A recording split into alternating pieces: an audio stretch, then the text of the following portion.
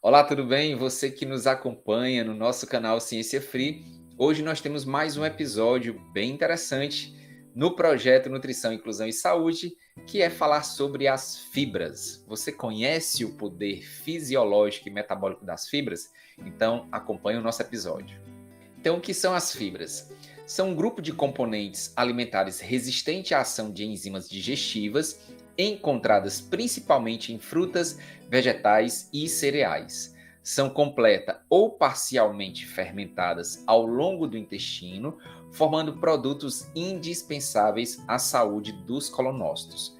Quando a gente faz a relação com o episódio que nós já falamos sobre probióticos, as fibras, elas são os alimentos das bactérias. Então nós precisamos consumir. E a fermentação que essas bactérias fazem sobre as fibras produzem compostos que são extremamente importantes ao nosso corpo, principalmente as bactérias gram-positivas. Você volta um episódio e aí você vai conseguir entender o papel dos probióticos e as fibras, que são chamadas também de pré-bióticos, é a alimentação, é o suporte nutricional dessas bactérias. Os componentes de fibras agem ao longo do intestino, exercendo efeitos fisiológicos importantes sobre o metabolismo de glicose, lipídios e sobre a biodisponibilidade de certos minerais. Então, o consumo de fibra favorece a alimentação das bactérias e essas bactérias, através da fermentação, produzem substâncias que são importantes para o controle metabólico do nosso organismo. Interessante, né? Consistem em carboidratos não digeríveis e lignina, que é uma estrutura da fibra, presentes de forma intrínseca e intacta nos vegetais. Por isso a importância do consumo de vegetais. Fazem parte do grupo das fibras alimentares. E aí você tem a celulose, a pectina, que está na casca da maçã, a hemicelulose, as gomas, as beta-glucanas que nós encontramos na aveia, amido resistente que nós encontramos na banana verde. Então você pode utilizar a banana verde também como um pré-biótico para as bactérias. Os oligosacarídeos encontrados em leguminosas, como a rafinose e estaquiose. Aqui não se decora o nome, mas é para que você possa saber que o consumo de alimentos naturais, eles são fornecedores aí de fibra. Nas frutas, como fruto oligosacarídeo, inulina, encontrados na cebola e na chicória. Consumir alimentos naturais é muito favorável como oferta de fibra para as nossas bactérias gram-positivas. As fibras funcionais consistem em carboidratos não digeríveis isolados que exercem efeitos benéficos ao indivíduo. Fazem parte da fibra funcional as frações isoladas ou extraídas usando-se processos químicos. Então, as fibras produzidas, elas passam por um processamento físico, né, para que elas possam ser extraídas e ali você tem uma concentração de fibra naquele produto que também pode ser adquirido, né, na forma de suplementos para que você aumente esse consumo dessas fibras. O amido resistente, manufaturado e polissacarídeos como polidestrose também são tipos de fibras que podem ser consumidos e também podem ser produzidos. Produtos de origem animal, como a quitina e a quitosana, que a gente vê em carapaças de crustáceos, encontrados em artrópodes, como caranguejo e lagosta. Veja que o consumo de fibra ele é importante para que nós mantenhamos o funcionamento salutar, saudável do nosso intestino e do organismo de uma forma em geral. E aí nós temos uma recomendação. A Sociedade Brasileira, né, de Nutrição, ela recomenda a ingestão diária de 20 gramas ou de 10 gramas a cada 1.000 quilocalorias consumido. Nós precisamos consumir fibras. E a nossa dieta com o perfil ocidental, geralmente ela é muito carente em fibras. As pessoas elas não dão tanta importância para o consumo de vegetais e de frutas. E o perfil da dieta ocidental é mais a utilização de gorduras saturadas, de alimentos refinados, um alto consumo de carboidratos.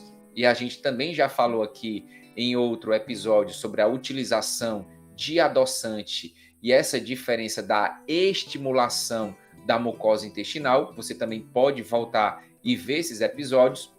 E aí a gente vai formando essa ideia do consumo alimentar saudável. Então é necessário que a gente consuma aproximadamente 20 gramas de fibra por dia. As fibras fermentadas no cólon, eles formam ácidos graxos de cadeia curta. São lipídios saturados, mas saudáveis. Então, esses ácidos graxos de cadeia curta, eles modulam a resposta no nosso organismo como um todo. O acetato, butirato e o propionato são esses ácidos graxos que as bactérias fermentam quando você consome a fibra. Consistem em fontes essenciais de energia, atuam como moléculas transdutoras de sinais de diversas moléculas, vias receptores acoplados às proteínas. Essas fibras, quando fermentadas, formam esses produtos que vão modular respostas dentro do organismo. As fibras e os ácidos graxos de cadeia curta têm mostrado múltiplos efeitos benéficos sobre o metabolismo, melhorando não apenas a saúde intestinal, mas também atuando diretamente em vários tecidos periféricos. Então, consuma fibra, vegetais, frutas, a própria aveia, germe de trigo, né? Todas essas fibras, a chia, linhaça, todas essas fibras vão favorecer um bom suporte nutricional para as bactérias gram-positivas, reduzindo aí alimentos refinados, gordura saturada, que isso favorece o crescimento de bactérias patogênicas. Consuma alimentos seguros e saudáveis. E aí você tem que essas fibras, elas podem fazer o quê? Alterações na composição da microbiota têm sido relacionados a uma série de desordens quando você não consome fibra, dentre as quais se destacam doenças inflamatórias intestinais, obesidade e diabetes. Por isso a importância de manter a saúde intestinal com essas bactérias positivas, né? Com essas bactérias do bem. Você volta à aula de probióticos, dá uma revisada e aí você vai entender essa ligação do consumo de fibras. O estabelecimento da microbiota ocorre nos estágios iniciais da vida, sendo influenciada ainda pelo tipo de parto e alimentação nos primeiros meses de vida. Tem tudo a ver. Ao nascer, nós somos manifestados aí pela microbiota da mãe. Se esse parto for cesárea e o parto for natural, parto normal, nós temos uma diferença dessa microbiota que vai povoar a microbiota intestinal do bebê.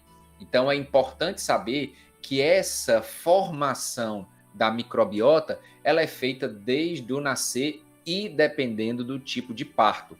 O tipo de parto ele vai influenciar sim a microbiota. Outro detalhe aí, a gente vê que o parto normal, a criança ela tem o contato com as bactérias do canal vaginal. No parto cesárea, existem outras bactérias que povoam a cavidade abdominal e isso vai ter uma diferença com certeza nessa criança. Esse trabalho ele mostra justamente um parto cesárea, onde é feito a inoculação, né, de gases no canal vaginal e ao nascer a criança ela recebe essa gase na face para ter o contato da microbiota do canal vaginal da mãe, porque isso vai fazer a diferença na microbiota intestinal da criança no desenvolvimento. E aí, durante a vida, você tem o contato e a modificação de vários tipos de bactérias. Você tem as bactérias que já, ao nascer, você tem um contato, e aquelas bactérias que vão com o contato com o meio ambiente, vai chegando e vai criando esse ambiente interno no nosso organismo.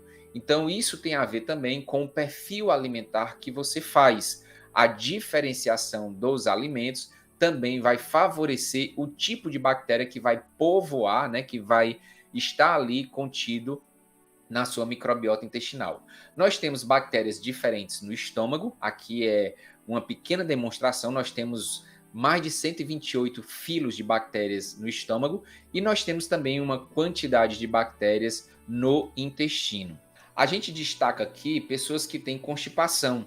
Quanto mais tempo o bolo fecal permanece na cavidade intestinal, mais risco nós temos de desenvolvimento de doenças, Por isso que as fibras elas vêm justamente para auxiliar na melhora do bolo fecal, aumentando esse bolo fecal, facilitando também o trânsito intestinal.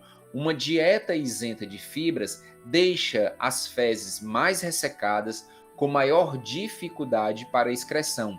Saber que o consumo de fibra melhora o volume do bolo fecal é muito importante para que menos tempo passe esse bolo fecal lá na alça intestinal. Então, pessoas que têm constipação são pessoas que têm maior facilidade para o desenvolvimento de alterações intestinais. O impacto da fibra alimentar sobre a microbiota intestinal. Nós falamos até anteriormente. Tem se tornado crescente o conhecimento de que padrões dietéticos do estilo ocidentalizado, ricos em gordura animal, açúcares simples e baixo consumo de vegetais e fibras, podem rapidamente alterar a composição e a atividade metabólica das bactérias intestinais.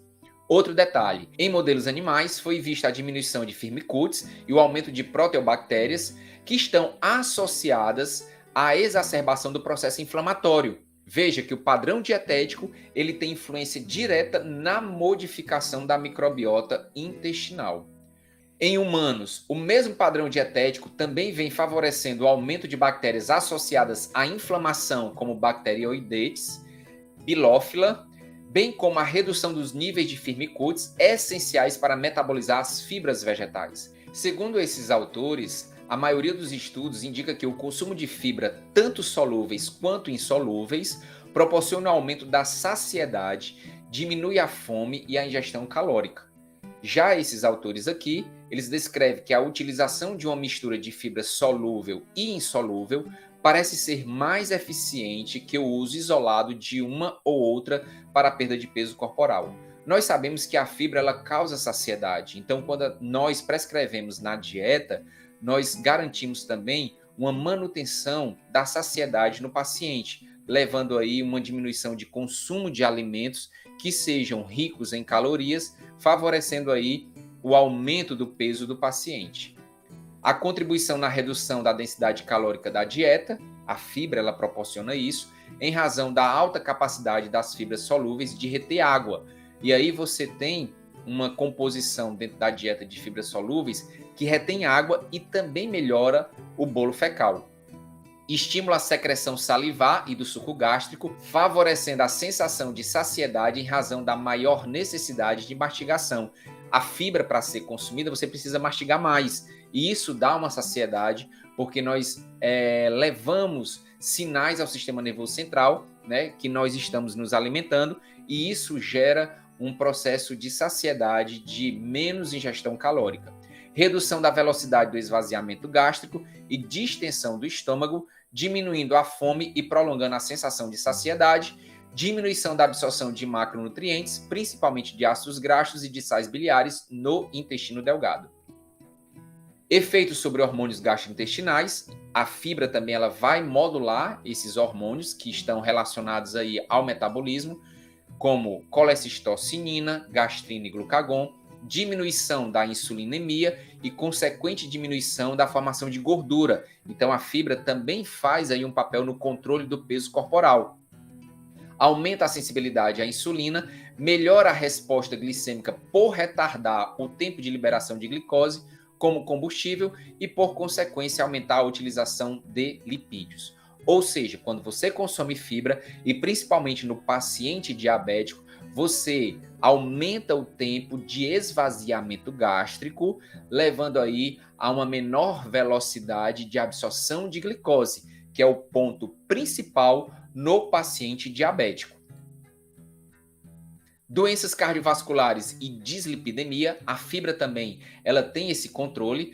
As principais doenças cardiovasculares que se relacionam ao consumo de fibras da dieta são as enfermidades das coronárias, acidente vascular cerebral e doença arterial periférica. Dentre os principais fatores de risco de desenvolvimento de doenças cardiovasculares, podemos destacar dislipidemia, hipertensão, diabetes e obesidade. Então a fibra, ela modula essas doenças crônicas não transmissíveis. Aqui você tem toda uma alteração, você pode ler, toda uma alteração que uma dieta rica em fibra ela pode fazer, melhorar os marcadores bioquímicos. Aqui você para o vídeo e dá uma lida. E aí você também tem aqui os efeitos indiretos, né, como controle de peso corporal, tolerância à glicose, sensibilidade à insulina, controle dos marcadores inflamatórios do nosso corpo, principalmente pelas dietas, né, com perfil ocidentalizado, e também de proteínas que são aterogênicas, são proteínas que podem formar placas de ateroma, desenvolvendo aí doenças cardiovasculares. E aí você tem todos os benefícios da fibra: integridade da função intestinal, inflamação e resposta imune também são atenuados, metabolismo e gasto energético, então as fibras aumentam o metabolismo energético, tumorigênese, redução da formação de tumores.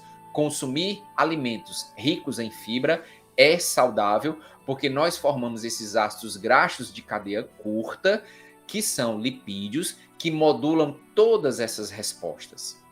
No mais, eu espero que você possa compreender, voltando esse vídeo e vendo com calma, e garantindo aí na sua alimentação a introdução de fibras seguras e saudáveis para a manutenção da saúde. Até mais no próximo episódio do nosso projeto Nutrição, Inclusão e Saúde.